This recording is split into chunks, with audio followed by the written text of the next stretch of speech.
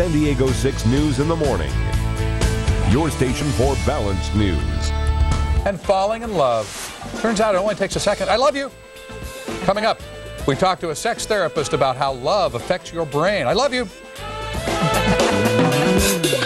How does love affect the brain? Did you know it takes less than a second to fall in love? So love at first sight, I guess, really can happen. And Dr. Rose Hartzell is a sex therapist. She is here to kind of talk about this new study in love. And, you know, so many people are just saying, wait a minute, 1 second? Is this before they open their mouth and speak?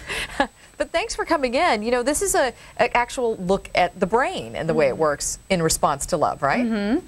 Yeah, we found that after someone looks at someone that they really love, areas of the brain get activated, similar to if someone is on a cocaine high.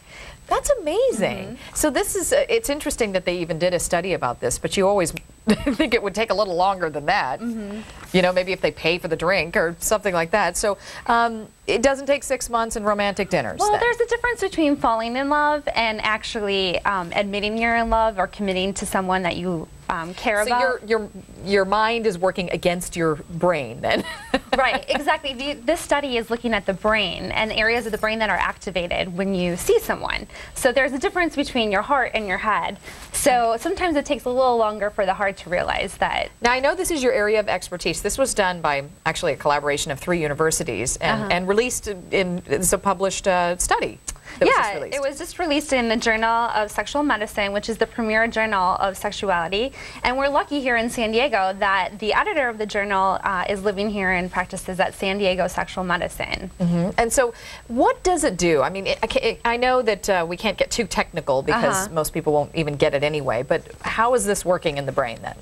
Well, what happens is when you see someone that you love or you really care about, you see someone that you're really attracted to, dopamine's released, adrenaline, oxytocin, and the reward centers of the brain, things that kind of make you feel good, those are all released to create you wanting to see that person again and to keep moving towards that person. Okay, so that little feeling of I want to see them again may be more than what you think at the time.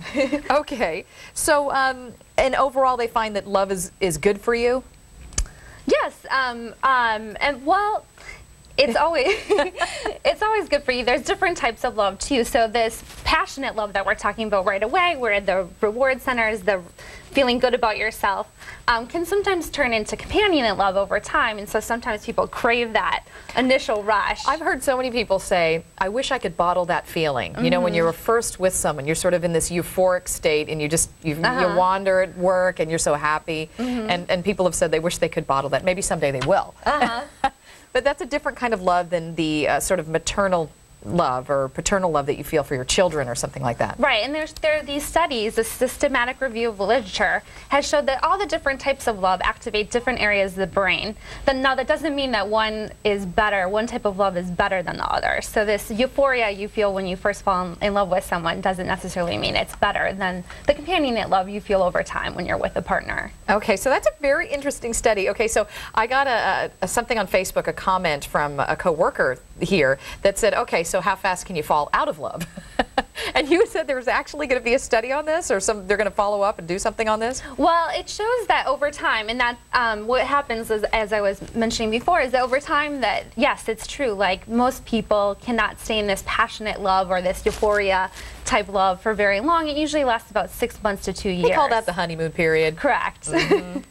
Yeah, it doesn't last forever, but it turns into something else. And it doesn't mean that one is bad. It just means that they're different. It's a different type of love. All right, well, thanks for coming in. It's been a pleasure. Yeah. Thank you for having me. All right, take care. And for more information, go to san-diego6.com and click on Hot Topics. Okay, in the time that I took to say that, you should be in love. Oh, I know. I heart you, Linda Martin. I do. I do.